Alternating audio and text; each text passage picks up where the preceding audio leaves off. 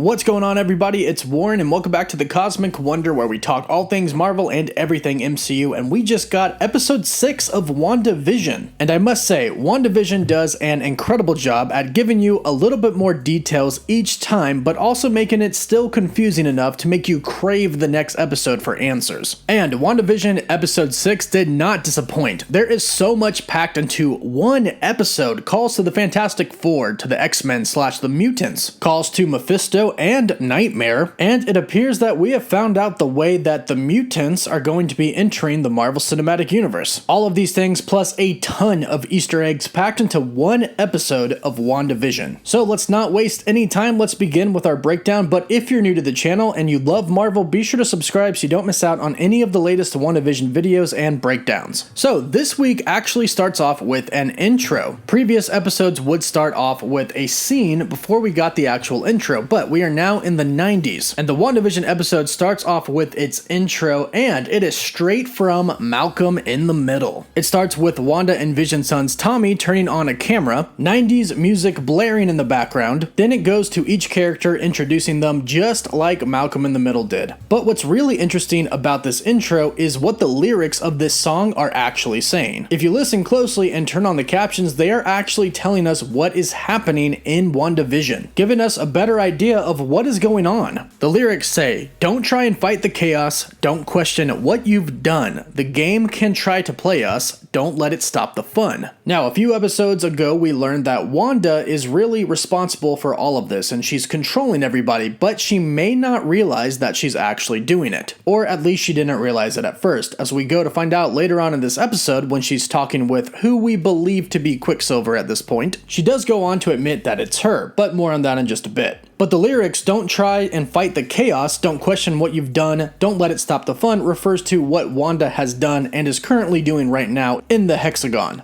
Out of chaos, which by the way, Wanda's magic is chaos magic, so she made everything happen out of her chaos magic, created the perfect reality for herself from her chaos magic, but she hasn't stopped and really questioned it. She's kind of just went with it, not stopping the fun or her perfect reality. She didn't really care how she got in this perfect reality, she just cared that she was in it. The lyrics of the theme go on to say, "Some days it's all confusion, easy come and easy go, but if it's all illusion, sit back, enjoy the show." Now, at this point, I think it's established that this isn't exactly an illusion that Wanda is going through. This is actually happening in the real world. SWORD exists, and so do all of the other people that she is controlling. So the illusion that they're actually referring to is Wanda's illusion of her perfect reality, when in fact it is an illusion and not reality at all. The truth is she's actually controlling people and hurting them, but the illusion is her perfect life. Now, in some episodes she has questioned this and has been a little bit confused, which is what they're referring to, but for the most part she's just kind of gone with it, which is the lyric, "Sit back, enjoy the show." And then it repeatedly says, "Let's keep it going. Through each distorted day, let's keep it going." Wanda doesn't want to lose this perfect life, where she has a Vision who is now all of a sudden alive, and she's married to him, and she has twin boys. She lives in the perfect little town and the perfect little house, and her life is perfect. So she's going to do everything she can to keep it going. And the final lyrics to the song read, "Though there may be no way of knowing who's coming by to play." And of course this is a reference to Quicksilver, but not exactly the version that was her brother. He came unexpectedly and not in true form. Now later on, Quicksilver would go on to break the fourth wall and talk about how holiday episodes of old classic sitcoms and shows would have special guest appearances. And this is the Halloween episode, which would make Quicksilver the special guest. Speaking of Halloween, this is the Halloween episode, and we see many different characters in their comic accurate costumes. Billy and Tommy are really Wiccan and Speed in the comics. Each character is dressed up like their actual character dresses in the comics, or at least pretty close to it. Billy looks just like his comic counterpart Wiccan. Tommy doesn't exactly have a comic accurate Speed costume, however, he is mimicking his Uncle Quicksilver's costume, which is insanely comic accurate. Really, this is just super cool to see on screen. Wanda and Vision are also insanely close to their comic accurate counterparts, however we did see these in the trailers already. Still, very cool thing for Marvel to do.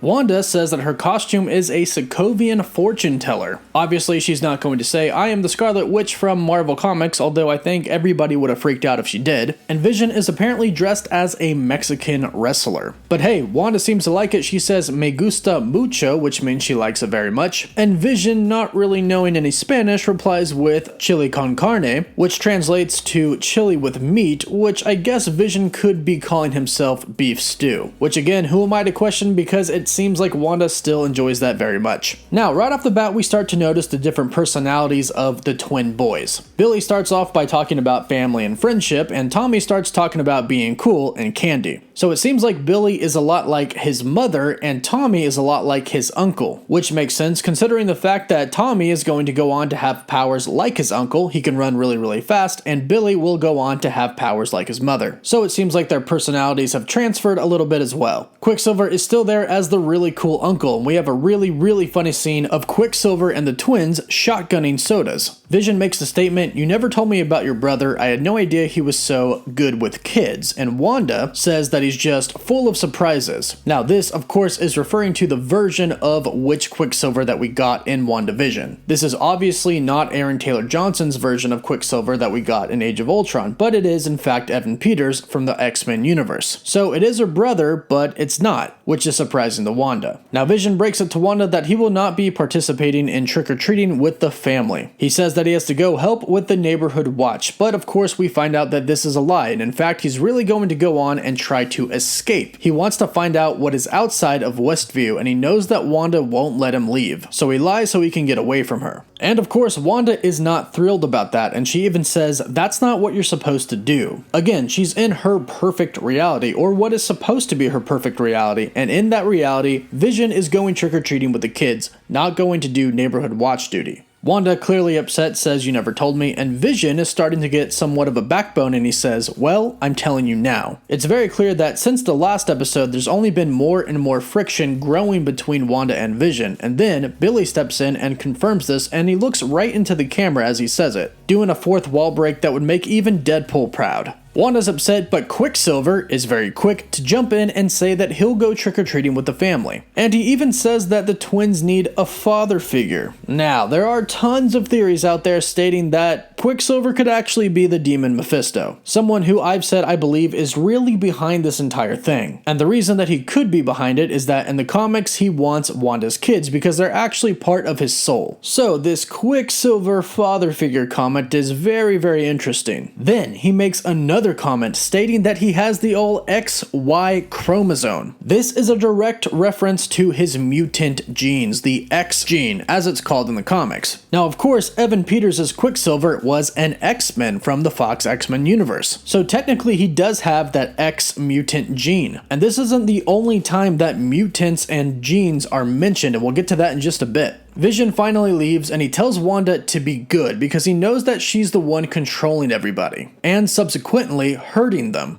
Vision leaves, and Wanda is clearly not happy, as you can tell by the look on her face, and this look actually looks like it's pretty evil. Vision isn't cooperating with Wanda and her perfect reality. He's kind of messing things up, and Wanda does not like that. Once he leaves, Wanda turns around and Quicksilver jump scares her, possibly hinting more that he is truly a villain. But as of right now, it just seems like he's the rad Uncle Quicksilver. Now, some people have noted a tattoo on his left shoulder. It looks like it could say Mom or MOM or HOM, standing for House of M, the comic storyline that has a heavy influence on the story of Wandavision. Or if it is MOM, it could stand for Multiverse of Madness, which we do know that this show will lead up to. However, this most likely really doesn't mean anything, as this is an actual real tattoo that he has in real life. But at the same time, they could have removed it but chose to keep it in. Probably because they knew people like me would try to dissect every single little thing, and this would probably drive them crazy, so it's kind of a cruel move by Marvel. Now, speaking of moms, there is a part where Quicksilver mentions his and Wanda's mom, and he mentions an old memory and we get a flashback. However, Wanda says that she doesn't exactly remember it that way, giving us a hint that this may not exactly be her actual brother, even though he is trying to play the part. But then he tells her, "You probably suppressed a lot of the drama." And Wanda kind of just brushes it off, but this is actually something that happens in the comics. Wanda suppresses a lot and her subconscious kind of starts to do things on its its own that Wanda isn't exactly aware of, which is basically what we're seeing here. Wanda doesn't always know that she's controlling people, it's her subconscious that's doing it. Now, in this flashback, there's a poster on the left wall of the house that they're trick-or-treating at, and it has an atom on it. And this could be an Easter egg for Molecule Man, who has the power to control atoms. Or this could be a call to the fact that Wanda's energy hex changes people on a molecular level, as Darcy said, changing the structure of Monica Rambeau's cells. Speaking of Darcy, the next scene that we have goes to outside of Wanda's hex to the sword base. Here, Darcy, Monica, and Jimmy are all very upset that Hayward launched a missile on Wanda in the previous episode. And here we actually learn a little bit more about Hayward. Monica, Jimmy, and Darcy seem to think that Wanda is the solution and not actually bad, when Hayward thinks that she is indeed bad. And we're starting to get the vibe that he doesn't like, as he calls them, superpowered individuals. He says Monica is an impediment to the mission because she likes superpowered individuals, quoting her old relationship with Carol Danvers, aka Captain Marvel. Then he reveals that he was not snapped. He says all you people who left have the luxury of optimism, meaning all of the people that got snapped during those 5 years. He gives us a little glimpse of what those 5 years were like. Apparently it was insanely hard, as one could imagine it would be. He makes a jab at Monica and her dead mother. Then he has Jimmy, Darcy, and Monica herself escorted out of the sword base. At this point, I don't think Hayward is somebody like Mephisto or Nightmare, more along the lines of he's somebody who just hates superpowered individuals, and as we find out later, is actually tracking Vision, so he most likely had his own agenda with Vision, so therefore is even more upset with Wanda, fueling his hatred towards those superpowered individuals because she's the one who broke in and took Vision. Hayward kicks them out, but don't you worry because Jimmy Woo is the freaking man. As soon after he goes to town, beating up all of the sword agents that are around him with the help of Monica. Back in Wandaland, we cut to the family trick-or-treating, and there are just a ton of Easter eggs in these scenes. The first one we see is a house that is apparently alluding to witches and probably Agatha Harkness. We see a black cat, which is a call to Agatha Harkness's cat named Ebony. Now, Agatha's cat Ebony had pretty special powers. It could sense when other mystical beings were around it, and it could even turn into a massive black panther, much like this inflatable black cat that we see here. Also, in the yard are 3 witches surrounding a cauldron, and if you notice, there are also witches' hats hanging from the roof. We get it, Marvel, there are witches involved with WandaVision. Wanda herself is a witch, the Scarlet Witch, and of course Agatha Harkness is as well. Now, as we go through these scenes, there are many different costumes. There are skeletons, there are mummies, there are genies, and of course there is Billy, Tommy, Wanda, and what seems to be a very evil-looking Quicksilver. Then, from that evil-looking Quicksilver, we get an insanely huge line drop. As the twins run away to go trick-or-treating, Quicksilver says, "Unleash hell, demon spawn." Now, after this line was dropped by Quicksilver, it's going to be pretty hard to convince me, and I'm sure a lot of people, that Mephisto is not involved in this in some way, shape, or form. Like I said, Mephisto wants Wanda's kids in the comics because they are technically a part of him. He is the one who kind of got her pregnant, but in a magical way, not physical. So the twins were a part of him. They were his spawn, and Mephisto is a demon. Quicksilver is literally calling the twin boys the spawn of a demon and saying to unleash hell, which the hell realm is what Mephisto controls and rules. Now, Quicksilver has a very weird hairdo going on here. Now, you could say it's like the original Quicksilver in the comics, but what if these are actually made to look this way because they're actually trying to make them look like horns? Again, pointing that Mephisto, a devil or a demon, could actually be Quicksilver in disguise, or could simply be the one behind everything. And we get more evidence for this throughout the rest of the episode. Wanda still is kind of weary of Quicksilver, and she tries to test him, asking him questions about their childhood, talking about a person who had a weird skin thing who tried to steal his boots. Now, the weird skin thing could be a reference to Doctor Doom, who could have ties with Sokovia in the MCU. We'll have to wait to find out about that later. But Quicksilver realizes what she's doing. He says, "You're testing me," and he says, "Hey, it's cool, I know I look different." And Wanda doesn't really know why, and she asks him why. And his reaction is, "I wouldn't want to be reminded of the past either." kind of avoiding the question, and Wanda doesn't really like the answer, but before you know it, Quicksilver is off with the kids collecting candy. But before he takes off and before that line, he mentions Shangri-La. Now, Shangri-La in the comics is a place that was founded by Vision, and Vision rules over it. Vision discovered the secrets of death and life, gave himself immortality, and made a pledge to protect mankind. This is something that we see happening in WandaVision. Vision is resurrected. He was dead, now he's alive. And he tells Agatha in a scene not too far from here that he will try to help everybody. From here, things start to escalate pretty quickly. Wanda talks to Herb, who was on the Neighborhood Watch, and figures out that Vision isn't actually working with the Neighborhood Watch like he said he was. Now, a few things to notice as Herb is talking. One is that there's a kid in a costume that looks an awful lot like Hobgoblin. And the other is that there's a figure that's a prop in a yard that seems to be looking at Wanda. Now, this figure kind of looks like it could resemble the Grim Reaper or Death, implying that the Grim Reaper could indeed be a villain and is kind of looking at Wanda this whole entire time. And this is noticed at different angles as she's talking to Herb. Now, Herb doesn't seem to be just a normal citizen here. If you noticed, he actually heard about everything that's happening with Quicksilver and the twin boys before they actually happen. He says like, and now everybody's covered in silly string, and then it happens behind him. And even more interesting is that before he leaves, he says, is there something I can do for you, Wanda? Do you want something changed? So it appears that Herb is aware that Wanda is controlling what is happening around. This was also demonstrated in an earlier WandaVision episode where Herb and Agnes were talking about Geraldine. And Herb was going to drop the line, we're all, and now we know that he was going to say something like, we're all trapped or we're all being controlled by a hex. Except Herb and Agnes don't really seem to be that controlled by it.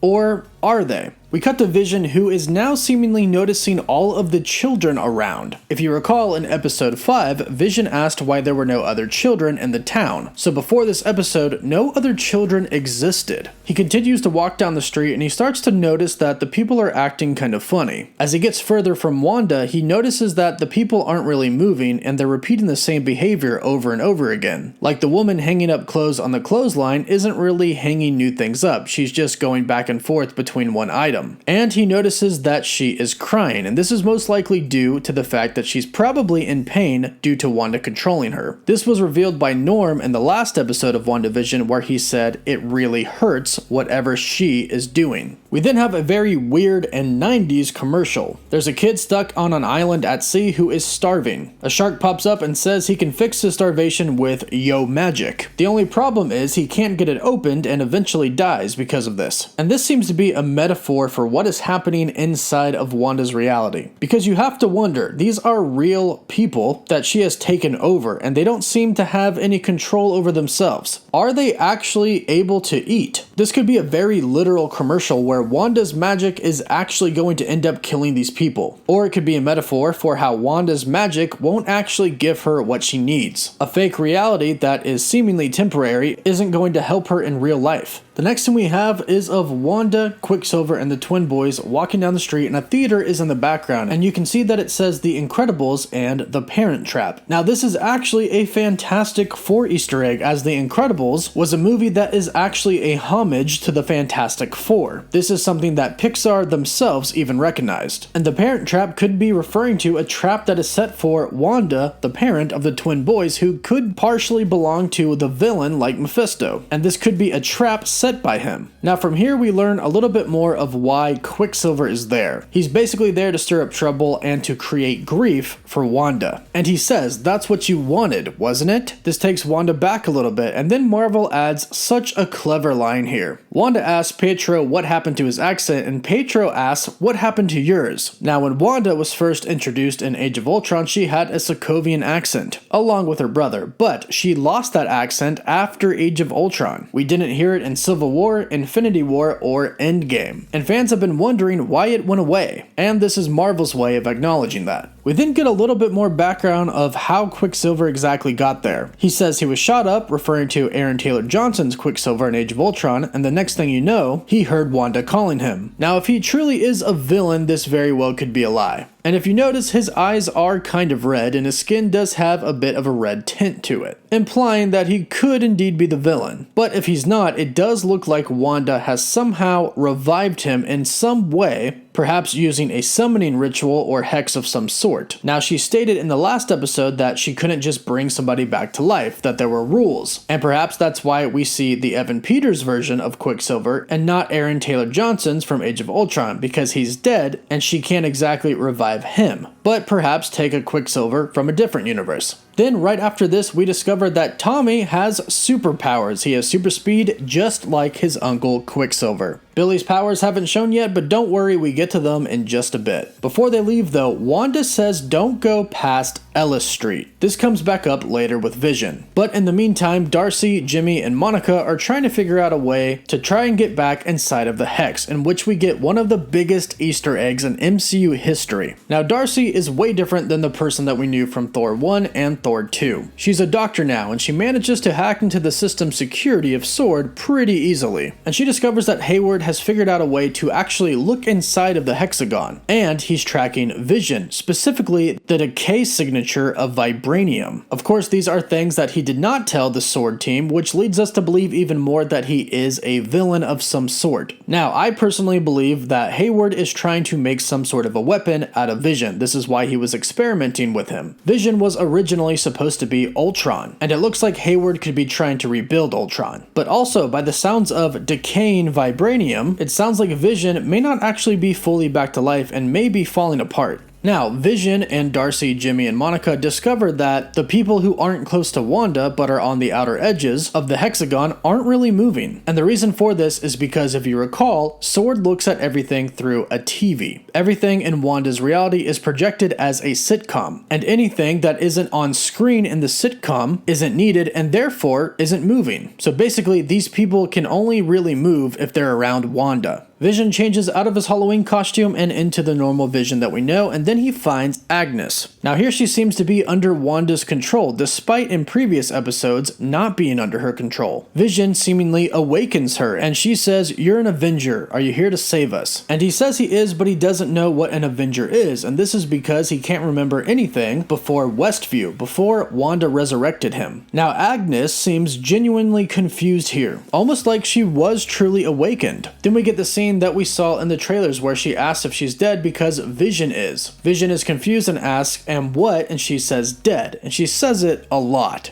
This could tie into the theory that the Grim Reaper is truly one of the villains of the show. Now, Vision says that he's going to help, but Agnes says how. Wanda won't even let us think about leaving, and she says all is lost, but then she laughs very much like a witch. Now, regardless of whether or not Agnes is good or bad, I do believe she is Agatha Harkness, the witch that takes care of Wanda and Vision's twin boys in the comics. Now, at some points, she is clearly not under Wanda's spell, but it appears that she is here. So, what could be happening here is that Wanda has actually become too powerful. Agnes may have been free at first, but now that Wanda is stronger, Agnes can't break through. But now, a part of me does think that she is acting. She was there for a specific reason, to talk to Vision, perhaps to try and even push him to get out. Because if you notice, she was very lost before Vision awakened her, but once he unawakened her and put her back to normal, she wasn't as lost as she was in the beginning. In fact, she turns the car right around and leaves, like she knows exactly what she's doing. So I think this could have been an act to push Vision to leave the energy hex and get Wanda to make it bigger. Now, Vision finds himself on Ellis Street, which is where Wanda told the twins not to go past, and of course that is because this is the end of her Hex energy field. But this is also a call to Magneto. If you recall, in the first X-Men, Ellis Island was the target of Magneto's plan to turn humans into mutants. And this was Ian McKellen's Magneto, who we think could actually be the really big cameo. And thank you to my subscriber Andrew Chappell for pointing that out last night.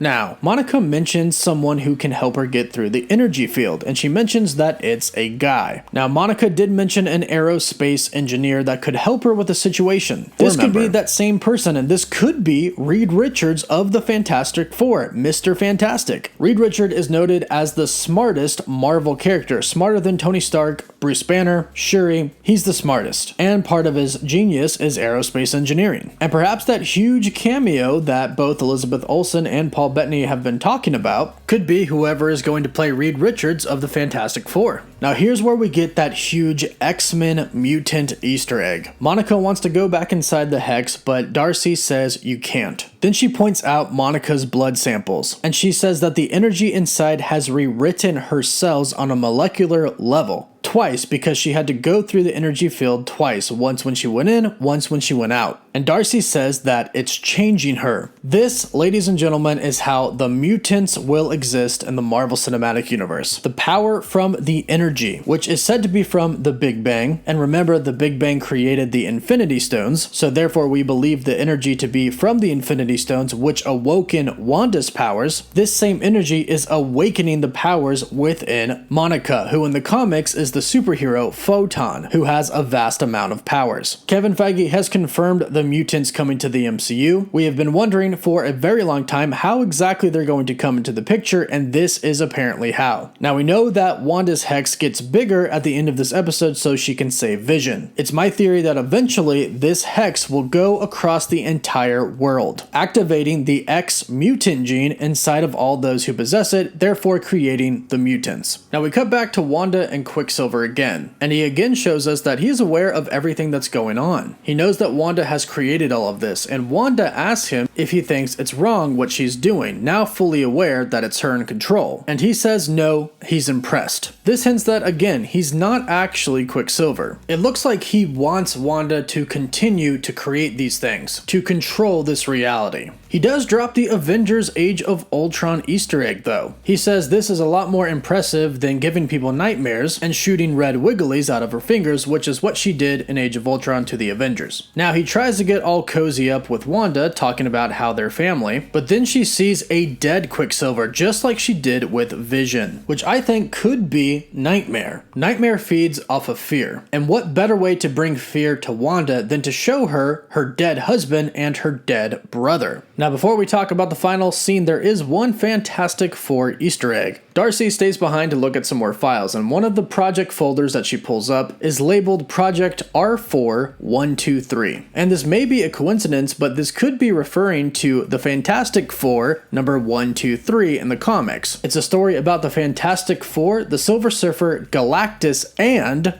Agatha Harkness. And since there seem to be a few Fantastic Four Easter eggs in there, perhaps this is hinting as what's to come in the future of Marvel Studios. And thanks to my subscriber Victor Herrera for finding this one out. Darcy also finds a file labeled Cataract Classified Weapons Intel, furthermore proving that Hayward is using Vision to develop weapons. Now Vision manages to escape the energy hex. However, he is not able to escape for long as it starts to pull him back in. Now it looks like the energy from the hex is actually what is keeping Vision alive, and that could be why Wanda set up this perimeter, so Vision could live. But he escapes and he starts to die. But thankfully, Wanda's little boy, Billy, has developed his powers, which are the power of telepathy and telekinesis, much like his mother has, and he can hear his father dying. Now, Wanda realizes what's happening, realizes that Vision got out of the energy hex, and she expands it. And she doesn't just expand it for a little bit, it looks like she expands it for miles. Now, unfortunately, Darcy was handcuffed to one of the trucks, and she gets sucked in, but we don't see the outcome for her. But we do see some sword agents get sucked in, and they turn into circus people, which shows us how Wanda views swords. She doesn't really take them seriously. But Monica and Jimmy manage to escape, and Hayward with some sword agents escape as well. Now from here, it's very clear that Wanda really is responsible for, let's say, a majority of everything that's going on. And it's clear that Vision has to stay inside of the energy field to stay alive. Now again, I think this energy hex is going to be how the mutants come into the MCU. And I think that by the end of WandaVision, Wanda is going to cover the entire Earth with this energy, awakening all of the mutants. It's very clear that she has the power to do so. They're still making us believe that Wanda is going to be the main villain. However, I'm not buying it. I still think there is somebody else behind this, like Nightmare, Mephisto, or the Grim Reaper. But let me know your theories in the comments down below, and let me know what you thought about WandaVision Episode 6. Don't forget to subscribe for more Marvel content. Don't forget to like the video and share it with your friends if you enjoyed it. For live updates, you can find me on Instagram and Twitter. And as always, thank you all so much for watching.